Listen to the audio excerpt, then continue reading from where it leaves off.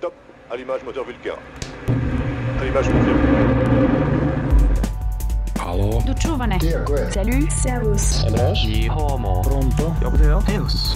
Hallo. Hola. Guro. Sawadee. Bonjour. Arigato. Welcome to the Exploratorium, where we're going to bring you the Rosetta Mission. I'm Paul Doherty, a scientist at the Exploratorium. And I'm Isabel Hawkins, an astronomer at the Exploratorium. And today, we're going to take you on a tour of the Rosetta Mission, which is being run by the European Space Agency. Now, this mission has been a decade flying through space, and it's going to be the first spacecraft ever to rendezvous with a comet, orbit a comet, and have a lander land on the comet. But I remember the Deep Impact mission from NASA in 2005 actually crash landed into the comet, and the Stardust mission also kind of like caught a bunch of cometary material as if in a net and brought it back to Earth. So how is this mission different from those? This mission's got a soft land on the comet. Deep Impact went in, multiple 100 pounds of copper slamming in at high speed into the comet. This one's going to gently lower itself and do some experiments on the surface. It's going to tell us a lot about comets. Sounds exciting. So this is Comet, its nickname is 67P, and the full name is Churyumov-Gerasimenko. Well, let me try, because Okay, this is you got that? challenging. 67P, pretty easy. Okay, I took a year and a half of Russian in college. I Oh, should go be able for to it. do this. Churyumov-Gerasimenko. Much better than there me. we See? go. There you go. And this is a picture of the comet the last time it went around the sun. It turns out this comet goes around the sun every 6.5 years. So 6.5 years ago, it fell in from deep space out by Jupiter and was heated by the sun and began to outgas and spew out dust and gas, making the tail. So as you look at this picture, you see that bright dot. That's the core of the comet surrounded by what's called the coma, which kind of is Greek for hair. And then the tail stretching out behind it.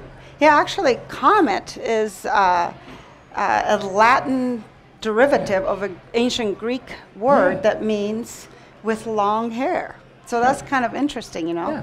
And tell me a little bit about the 67P. What is that all about? So P on a comet means that it's a periodic comet. It comes around again and again and again. And 67 is the number, the order in which the comet was discovered. Comet 1P would be the first periodic comet ever discovered. It's the most famous. What's the most famous comet of all? Halley's Comet. Halley's Comet, nickname 1P. And this one is number 67P, and it was discovered in 1969. And if you want to get your name on a celestial object, the way to do it is to discover a comet. So Mr. Churyumov actually discovered this, and so he got his name on it, and the second person to verify it was Gerasimenko. Interesting. But 67 seems like very few to me. I mean, you know, the Oort cloud, which is this enormous extended cloud in the outer edges of the solar system where the comets reside, has 1 trillion comets. So why just 67? Well, it's only 67 that we've seen come around multiple times. There are thousands of others which have just come blasting through once. They come in, they might have a 1,000,000-year period. They fall in, they go around the sun, and they're gone. Or like Comet Ison last month, came in close to the sun. It got so close to the sun, the sunlight heated it to the temperature that would melt rock. And the whole comet disintegrated. There was nothing left as it came around the sun. So it's kind of a disappointment for viewing the comet. We're overdue for a good comet. Yeah. But this is a small one. You won't be able to see it naked eye from Earth. So, how do you get out to Jupiter to rendezvous with a comet? So the video you saw earlier was the launch of the Ariane spacecraft, Ariane 5, from French Guiana. It helps if you launch a spacecraft from near the equator. Right. So Europe has this outpost in French Guiana they can launch from. But that huge spacecraft, that huge launcher, couldn't get it all the way to Jupiter. So they actually had to fly around the sun and then come really close to the Earth and have the Earth smack them and boost them out gravitationally to get more speed. And then they went around the sun again, all the way out to Mars. And they swung by Mars, and Mars boosted it out. And then they went around the sun again and hit near the Earth, and the Earth boosted it again. And after it went past the Earth a second time, it went beyond Mars to the asteroid belt. And it took a picture, that picture of asteroid Steins in 2008. And then it came back in around the sun, hit the Earth one last time, and on the way out through the asteroid belt on its way to Jupiter this time, it flew by Comet Lutetia, by asteroid Lutetia, oops, sorry. And now it's headed in, it's gone out past Jupiter, and it's headed in to rendezvous with Comet 67P. But before we get into the details of how it is that you boost a spacecraft by using the gravity of planets, I want to ask you, Paul, if we could just tell our audiences a little bit about the difference between an asteroid and a comet, because I see here that you have 3 pictures, 2 asteroids and 1 comet, and to me, they don't look that different. That's right. So you really can't tell the difference unless it gets close to the sun or it warms up. Comets are icy bodies. They have ices in them. They have water ice and carbon dioxide ice and ammonia ice. And asteroids are rocky bodies. They're mostly rock, very little ice. Interesting. So And the comets, in a way, when they get close to the sun, they develop a sort of atmosphere, which That's we call right. the So coma. they warm up. And in space, ice goes directly to gas. It's called subliming. It doesn't go through a liquid first. It sublimes. So, and as it turns to gas, you get pockets of gas inside the comet, which erupt and blast the surface into space, throwing out dust. Wow, so the asteroids are the mundane and the comets are the sublime. Well, there we go. And in fact, one of the reasons we're going to this comet is because the comet was probably formed at the birth of the solar system. It's the primitive material from which the entire solar system was built. Yeah, it's really the building blocks, and that's what is so important. One of the main goals of this mission is to really understand how are those original building blocks put together, you know, and what really caused the conditions, what created the conditions for the entire solar system to develop into what it is today, including our own planet. Right. So I'm going to tell you a bit about how you do a gravity slingshot. How do you steal energy from the Earth by falling past it? And on the right side of this image, you'll see a spacecraft coming in. The blue arrow shows you which way the yellow Earth is moving. And the spacecraft comes in from the backside, and gravity pulls in on that spacecraft and it speeds it up. And I can show you 2 ways to do that at home. So here I have, what I'm going to make is the spacecraft. And the spacecraft is in this small little orbit. It got boosted by the Ariane 5. There it is going by. And it comes back to the Earth, and the Earth gives it a little boost. And then it came out to Mars, and Mars gave it a bigger boost. Wow. And then past the Earth again, a bigger boost. And then one more time as it comes in, and then out to Jupiter. Amazing. So that's how you boost it. And they needed to do it 4 times to get it all the way out. It must have been a big spacecraft, a lot of mass. It's not that massive, I don't think. Really? It's under 1,000 But it just kilograms. didn't have that much. The Ariane 5 had 5. tremendous energy, but not enough to get that spacecraft up to speed to get out to Jupiter. Interesting. But this is a nice way to do it. Now, this is what you can do at home. This is a safe activity to do at home to show how you get energy. You take a basketball and drop it. And of course, it never goes as high as you drop it from. Some energy is lost. And you take a tennis ball and drop it. Same thing. But with the Earth itself playing the role of the sun and the basketball playing the role of the Earth, and the tennis ball playing the role of the comet. Watch what happens now. The spacecraft. Here we go. Oh my gosh. Wow. That You was see, fun gravity assist. there's a little energy. job. Ah. That's all right. That's good. So what of course happened? This fell down. It bounced off the floor before this ball. So it was coming up towards the ball, and so this gained energy. And it turns out the energy gained by the spacecraft or the tennis ball is lost by the Earth or the basketball. So actually, by boosting this satellite out, we slowed down the Earth a bit, but not so much as you'd notice.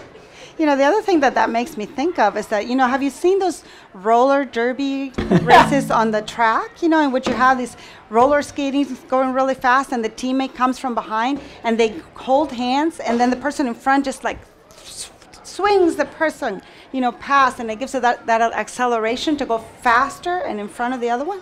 It makes me think of that as well. This is an amazing way of doing things. Yeah, and it saves you on gas.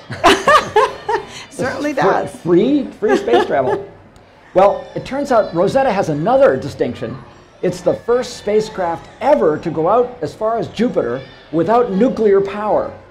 It turns out that when you go out to Jupiter, you get further from the sun, and the further from the sun you go, the dimmer the sun gets. In fact, there's only 4% as much sunlight out at Jupiter as there is here on Earth.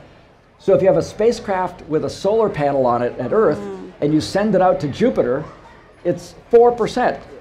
So this is a picture of the solar panels, 1/2 of the solar panels on the Rosetta mission. So the solar panel is all this black, the black rectangles in the background there. That's right. It's enormous. And look at the people underneath. Look at the people for scale. It's about 10 feet high and about 100 feet across, two 50-foot wings. And that's 1/2 of it, right? Because that's the spacecraft is at the back of the photograph, and then there's another solar panel on the other side. And these are really good solar panels.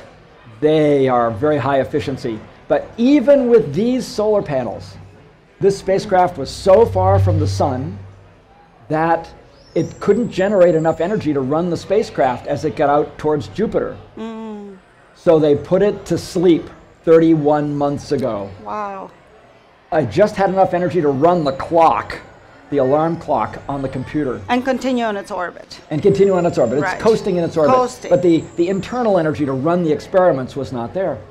But now they're falling back in towards the sun, and they've finally reached a place where they can get 800, well, a little under, but they'll be getting about 850 watts. Wow. That's the total power this solar panel can generate. That's less than your toaster oven at home. Oh. One toaster oven is the power for this satellite that's doing all these amazing things. And that's enough to be able to turn this spacecraft back on. And that's enough to turn the spacecraft back on, we hope. And which is happening on Monday. So here it is on Monday. Keep our fingers crossed. 10 a.m. London time, 2 a.m. San Francisco time. The spacecraft's going to turn on and shout back to Earth with radio, "I'm awake now," and it will take 45 minutes traveling at the speed of light for that signal to get to us. Wow, takes a long time, it seems, at the speed of light, but I guess if you were sending FedEx or something like that over there, it would take a lot longer. That's right. So if you travel at a speed of a 747 aircraft, it would take 90 years to fly to where the comet is right now. Wow. So if you were to shout, if sound could go through space, if you shouted, "Wake up, Rosetta!" it would get there 90 years later. Oh my gosh, that's it's a long way out there. Wow. That's why all this gravity assist is to get out there. And so here in this picture at the bottom, you see the spacecraft and the comet at the bottom right of that circle. The outermost circle there is the orbit of Jupiter, and then the comet and the spacecraft are now inside the orbit of Jupiter. Well, why are they doing that? It turns out... That's me and Paul. Yeah, right. I like your piggy tails. Don't we wish? So there's a sport, freestyle skydiving, in which a person jumps out of an airplane and a second person jumps out of an airplane with a camera on his or her head, and they video the other person dancing all the way as they both fall together to the Earth. And in this sport, as they fall together, it's just like this person is hanging in space, dancing. That's what the spacecraft and the comet are going to do. They are falling towards the sun. Interesting. So in a way, the analogy here is like the woman who's doing the dance is like the comet. Yes. And the person who's taking the photographs and doing the observations is like the spacecraft. You can see the video camera on his head as he films her. Well, the Rosetta spacecraft has a really good set of cameras, many other instruments, and they're going to fall together to the sun. And as they fall, Rosetta is going to watch the comet wake up. Wow. And are they going to crash into the sun, or? They're going to miss. They're going to miss, and they're going to go around the sun. In fact, they're going to miss by a lot. they're going to not even they won't even get as close to the sun as the Earth does. It's going to stay outside the orbit of the Earth, so it's going to miss by a lot. But even, you know, if you walk out in San Francisco sunlight, even today in the middle of the winter, it's quite warm. And that's warm enough to vaporize the ices on the comet. So it's going to turn on, and we're going to watch the comet behave like a comet. Wow, so we're going to actually see the first wisps of the coma. We're going to see the tail form. It's going to be very exciting. And then, as we're falling in, they're going to shoot the rocket motors on Rosetta, and this shows the path they're going to take to put Rosetta into orbit around the comet. Wow, that's a complicated path. That's a complicated path. It's just over and over and over again, they fire the rocket motors until it's in a small circular orbit, So like mapping all sides. Seems like it's comet. almost like it's spiraling in. It's spiraling, and they're both falling towards the sun, and the Rosetta's orbiting it. Kind of fabulous. That's a But beautiful then, picture. once they map the comet, they're going to land. Oh, not the big spacecraft. No. This other probe. They have another probe called Philae. Filet mignon. Filet mignon. It's spelled like that, Oh, the Philae okay, lander, filet. but it's pronounced just like the steak, filet. And it turns out that this comet has so little mass, even though it's 3 miles across. It has so little mass, this doesn't have much gravity. So they're going to push the Philae lander towards the comet, and when it gets close, it's going to harpoon the comet. Wow. It's got 2 harpoons on board. They're going to shoot them into the comet. To anchor it. It's almost like it. anchor. Oh. And then pull itself in. Wow. And then it has 3 legs, and the legs have augers on them. They're going to burrow into the surface of the comet so the legs hold them in place. And then they're rock solid. And there's many scientific instruments on this. We'll talk about them in another mission, another program. Webcast. Right. But the basic idea is that you really want to understand, you know, what is the comet made of, right. What kinds of chemical elements are in the comet, what kind of reactions take place as it gets closer to the sun, right. And also the interior structure. Apparently there's going to be some way of actually seeing if there are pockets of ice or dust inside the comet. They're actually going to use radio waves, from the lander and send the radar waves through the middle of the comet and pick them up on the other side with the Rosetta spacecraft. They're going to actually look at the inside of this comet and see what's inside of it, just like they would for you in a hospital. So Fantastic. I think that's going to be pretty exciting. But as a physics professor, I was interested in the following things. The acceleration of gravity on the surface of this comet is 100 times less than the acceleration of gravity on Earth. And that means if I had something here, like the sponge, on Earth, it would fall to the table 1 meter in half a second. Oh, I can show you. You can show you, right? There it goes.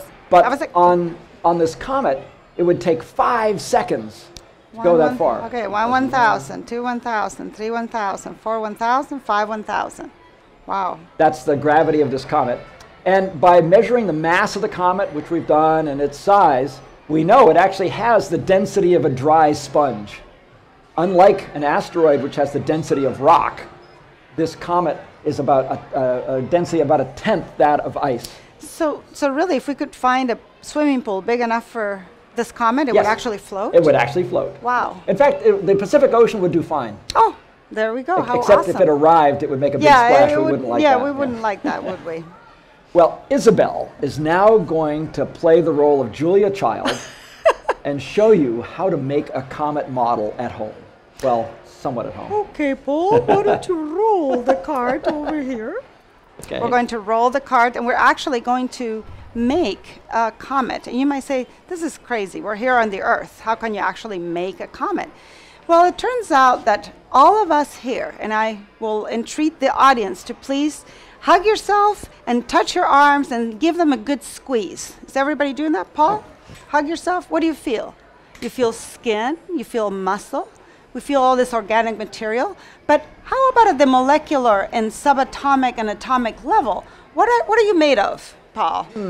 Maybe carbon, Carbon. hydrogen, Hydrogen. oxygen, and All And debris. And debris, right? And all of these things that we actually find in stars and we find in outer space. And it turns out that the same things that make up a comet are the same basic building blocks and elements that make all of us and the Earth that we live on. And that is a fantastic understanding that we're really connected to everything in space. And so right now we're actually going to make a comet. And the first thing I'm going to do is I'm going to put my safety gloves, which I got out of my kitchen because If you do this at home, we're going to use dry ice. And if That's dry ice right. comes in contact with your skin, it'll give you second-degree frostbite in a few seconds. Exactly, so you have to be very, very careful. And here we have the dry ice, which I'm going to show the audience here. You know, which is the same kind of thing that the ice cream stores have to keep your ice cream cold, right, kids? You've seen this in the ice cream store, right? Okay, and we can see, actually, let's see, where's my spoon? We can see the dry ice actually sublimating, I right? can hold this for you while you scoop. Right, and then we're going to scoop some of the dry ice into the bowl, and you can see that it has some rocky and some more shaved ice character to it. And then we're going to add other basic building blocks that make up a comet, primarily water, because comets are very, very rich in water. As a matter of fact, sometimes scientists believe that in the early history of the Earth, about 4.5 billion years ago, comets may have brought to the Earth much of the liquid water that now we have in our oceans. So we're going to add water. Ooh, this is getting exciting. Ow. It's like a witch's brew here. And then we know that comets are also known as dirty snowballs. So we know that there is rock and dust, which I got out of my backyard. Yum. Yum, yum, yum. So here we got, you know, some rock and some dust. And we also know that comets have other organic compounds, for example, ammonia. So, nasty, nasty. Ammonia, Yeah. we're going to add some ammonia, just another ingredient, and some other more complex organic molecules, including particularly sometimes the belief that there are some amino acids. Yeah, they found, they That they have actually on the one comet we visited and swooped around and gathered some material, some of that material was glycine, which is an amino acid. Exactly, and here's my representation of a complex organic molecule, which is in this case is corn syrup. And I went around my office and I happened to find this on somebody's desk, which it says aromatic. And since we have aromatic molecules in the comet, I thought that I would bring in the Angostura bitters. But I would like Paul to actually read the ingredients because it is not too far-fetched that we might have some Angostura-like bitters in a comet. So what do you read? Alcohol, oh, that'll be good. There you go. Water, Water, sugar, sugar. hydrocarbon, gentian, What's that? I think that's a plant, Okay, natural flavoring, caramel color, Ooh, and that's it. that's it. Well, it seems to me, Ooh. look at that. I'm going to have to do something with that. I'm going to just tear up all of my little comet here. And I'm going to need some more of that water. Okay. Okay, so we have stirred up the witch's brew here. And the warlock's brew. There you go. We'll put that in. And we're going to just give it a couple more stirs. That's about right. And we're going to see if we succeed in making this comet.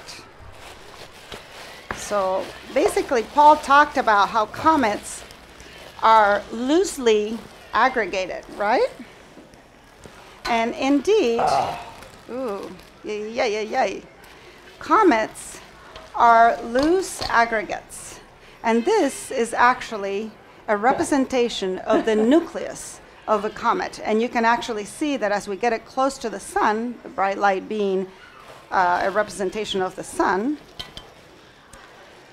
we can see that some of these volatile gases are starting to sublimate. And as we get closer and closer to the light, to the sunlight, you will see that the tail will begin to form.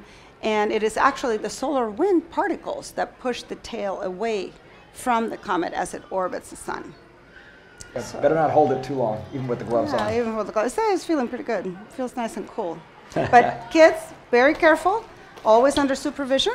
Parents. And parents, always present. And if you're going to do your Comet in the classroom, you could even find a lesson plan that we can post on the web so that people can share that with your teachers and make your Comet in the classroom.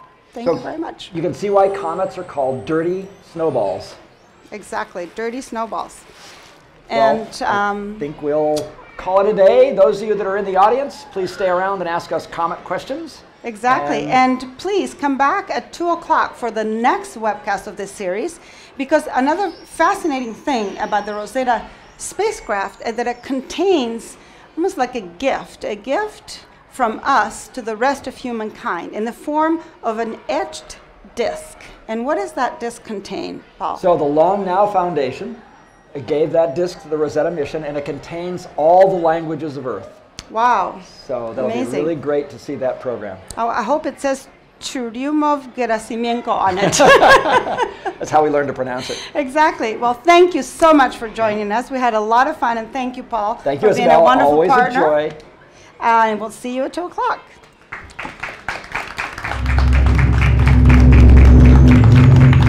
Wake up, All right. Rosetta!